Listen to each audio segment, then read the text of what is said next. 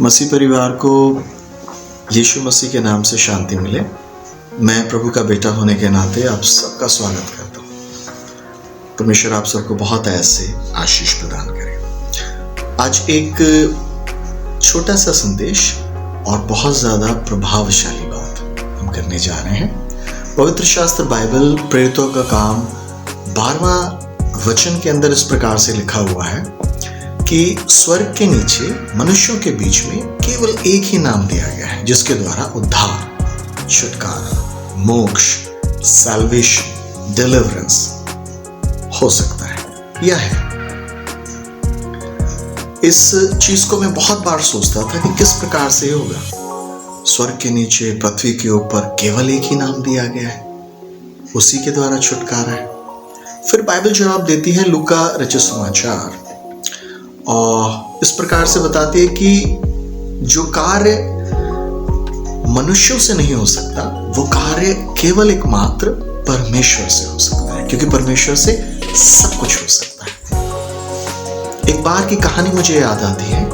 एक व्यक्ति पानी में डूब रहा था। वो नदी किनारे जा रहा था और किसी तरह से उसका पैर फिसला और वो पानी में गिर गया। जब वो डूब रहा था तो वो चिल्ला रहा था, बचाओ बचाओ बचाओ। एकदम से एक आदमी की नजर पड़ी उस आवाज पर और उसने पाया कि एक आदमी डूब रहा है और वो जाके पास में खड़ा होकर नदी के किनारे चिल्लाने लगा, अरे मूर्ख, अगर बचना है तो अपने हाथों को चला जोर जोर से। ये आवाज उसके कानों में पड़ी और उसने हाथों को चलाना चालू करा, लेकिन बहरहाल कुछ भी बात नहीं बनी और फिर भी उसकी वही हालत थी। वो डूब रहा था और फिर मदद की गुहार लगाता हुआ बोला, बचाओ बचाओ बचाओ। एक दूसरे आदमी की नजर उस पर पड़ी इस आवाज को सुनते ही और वो भी वहां से दौड़कर भागा वहां से और पास में आके खड़ा होकर कहता है, अरे मूर्ख, पैरों को भी चला। हाथों को चलाना ही काफी नहीं है, पैरों को भी चला, तब तू नहीं डूबेगा। ये बातें सुनकर उसने उसका भी कहना माना और पैरों को भी जोर जोर से चलाने लगा। लेकिन इन सब का उसके बचने के ऊपर कोई भी प्रभाव नहीं पड़ा। थोड़ी देर में वो और चिल्लाने लगा, परिस्थिति और भी गंभीर होने लगी, वो और भी ज्यादा डूबने लगा। जो भी बची कुची आवाज, सांसें और हिम्मत थी, उससे चिल्लाता हुआ अंतिम बार बोला, बचाओ बचाओ बचाओ। बहुत परेशान हो गया वो। इतने में एक व्यक्ति दूर ही से दौड़ा। उसने कुछ नहीं बोला बल्कि उस परिस्थितियों को देखा और जाकर वो उसी जगह कूद गया जहां वो डूब रहा था। और जब ऐसा हुआ तो उसने जाकर उस व्यक्ति को जो डूब रहा था जोर से पकड़ लिया और पकड़ने के बाद वो तैरता हुआ उस व्यक्ति को बाहर निकाल लिया। इस कहानी को आपके सम्मुख लाने का एक ही उद्देश्य है। आज से कई हजार साल पहले से मानव जाति पाप में डूबते डूबते बचाओ बचाओ की गुहार लगा रही है। और मैंने इस बात का अनुभव अपने पर्सनल लाइफ में किया है। बहुत वर्षों से अलग अलग लोग अलग अलग रूप से हर एक मानव जाति को इस बात की सलाह प्रदान कर रहे हैं, सुझाव दे रहे हैं, ऐसे नहीं ऐसे करो, वैसे नहीं वैसे करो। इस बात से तुम्हारा छुटकारा निश्चित है, ऐसे बच जाओगे। केवल सुझावों के आधार पर, केवल कई विचारों के आधार पर लोगों को बताया जा रहा है तुम्हें कैसे बचना है। लेकिन फिर मैंने जब पवित्र शास्त्र बाइबल को पढ़ा तब मुझे मालूम चला, यूहन्ना रचित समाचार में लिखा है, देखो ये परमेश्वर का मेमना जो जगत के पापों को लिए जाता है। एक उद्धारकर्ता पैदा होगा जो तुम्हें पापों से बचाएगा, छुटकारा देगा। परमेश्वर का मेमना अपने ऊपर सारी जगत के पापों को ले लेगा। मैंने देखा और पाया यीशु मसीह ही एकमात्र ऐसे मानव रूप धारण करके ईश्वरीय तौर पर मनुष्यों के बीच में हाजिर हुए, जिन्होंने सारे जगत का बोझ अपने ऊपर ले लिया, अर्थात पापों का बोझ। वो उन्हीं परिस्थितियों में आ गए जहां मानव स्ट्रगल कर रहा था। वो उन्हीं पापों में बीच में आके खड़े, उन्होंने सुझाव नहीं दिया।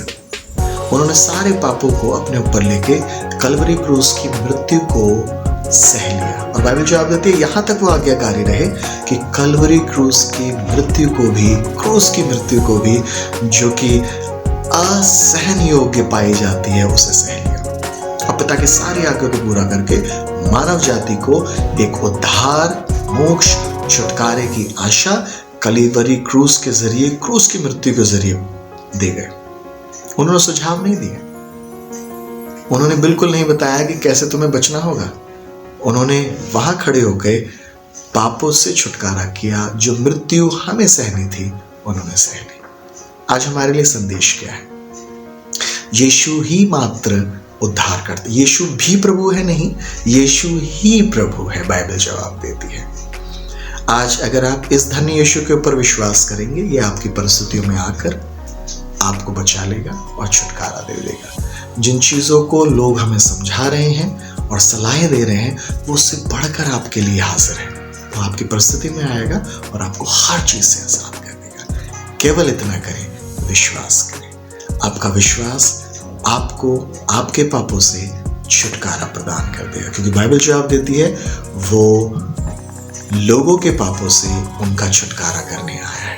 प्रभु इस वचन के द्वारा आपको आशीष प्रदान करे और उद्धार के मार्ग की ओर दृढ़ता प्रदान करे और आप यीशु मसीह में नया जीवन पाए। मैं आपके लिए प्रार्थना करता हूँ, एक छोटी सी प्रार्थना, और आपको मोक्ष के लिए वो आगे बढ़ाएगी, छुटकारे के लिए आगे अग्रसर करेगी। आइए हम प्रार्थना करते हैं। प्यारे प्रभु, मैं आपका बेटा होने के नाते मैंने आपका पवित्र संदेश लोगों तक पहुंचा दिया है। पवित्र आत्मा जी, मैं नम्रता दीनता से आपसे प्रार्थना करता हूँ, जितने लोगों ने आपको, आपका संदेश इस समय ग्रहण किया है, सिर्फ मात्र उन्हें करना है कि हे यीशु मेरे जीवन में आ जाए, मुझे छुटकारा दे, मुझे पापों से आजादी दे, मुझे आपकी आवश्यकता है। जो जो उसका नाम लेगा, बाइबल जवाब देती है वो सब छुटकारा पाएंगे। जो जो उसका नाम लेंगे, उसे स्वीकार करेंगे, वो सब छुटकारा पाएंगे। बाइबल में लिखा हुआ है, यदि हम अपने पापों को मान लें तो हमें हमारे पापों से आजाद करने में, हमारे अधर्म को दूर करने में विश्वास योग्य और धर्मी परमेश्वर है। प्रभु, जो लोग सुन रहे हैं सोशल मीडिया के माध्यम से, इन सब के जीवन में आप प्रवेश कर जाए। इनकी परिस्थितियां, इनके पाप कैसे भी क्यों ना हो, आप इनका छुटकारा करते हैं। पवित्र आत्मा जी दया करें। मैं सारा आदर मान आपको देता हूँ, यीशु के नाम से मांगते हैं, आमीन। प्रभु आप सबको बहुत ऐसे आशीष दे। थैंक यू, धन्यवाद।